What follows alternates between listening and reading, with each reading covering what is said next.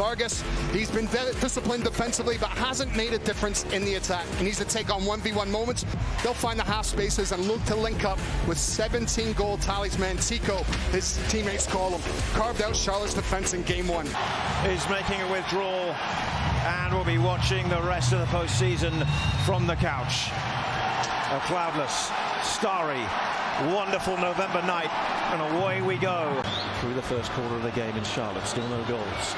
Match 3, and still on a knife edge. Fernandez-Macao, and it's a comfortable save for Cristian Kahlina. They were stretched out defensively, so quite easily they were able to pass away in the front half. Toklamati, nice skill, and he sets up Brandt Bronico, who blazes the chance over the top. Oh, the man from High Point, North Carolina. As Toklamati works this space so well, the ball comes into him, and the way that he fools and sucks in two centre backs forces O'Toole to come across as well. Gets all their attention and then sets Bronico on as they go on. Tuck it in the back, but there's a wasted step there.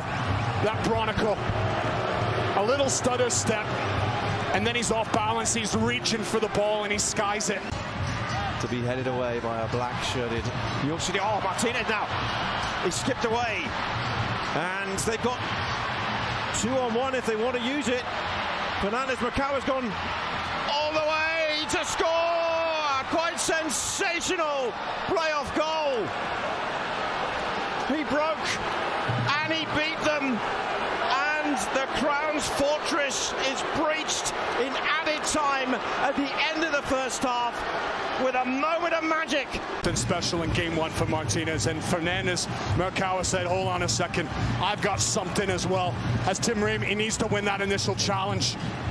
And when he doesn't, he's scrambling back, and he just thought, because of Byrne and his body across, that the chance was spurned. But Fernandez-Macao, how he keeps his balance.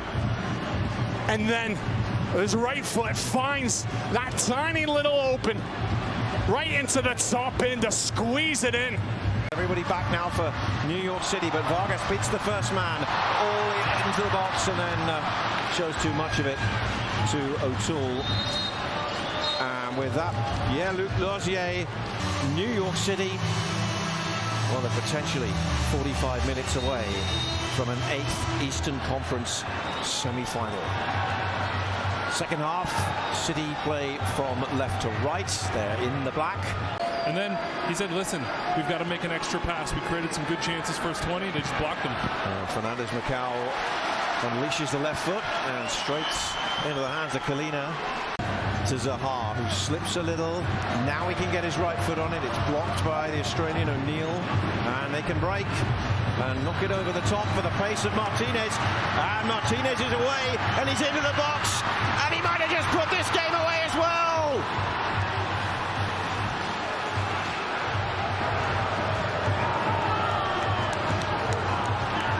Massive goals either side of halftime have put New York City in control. Because Bernie's struggling to make up the ground.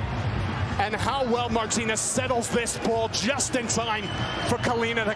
This is Gianni trying to get something back for the Crown. Zaha, Toffolo got a yard, the cross, good win, and it will go in from Toklamati. Close.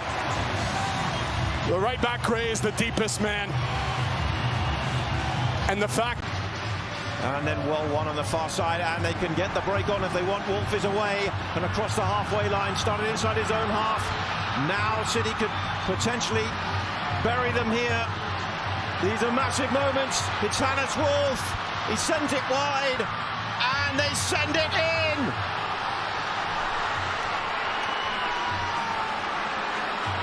That's the way to seal it. New York City are going to the conference semi-finals. Way to the pass. And how about this for class? As if he didn't show enough in the first half with his first goal. Right foot, first goal. In the relatively short history of these playoffs. As here comes City. They don't need to bother with that and finishing that move. The game is over. New York City on the road, inspired by a brilliant brace from Nico Fernandez-Macao.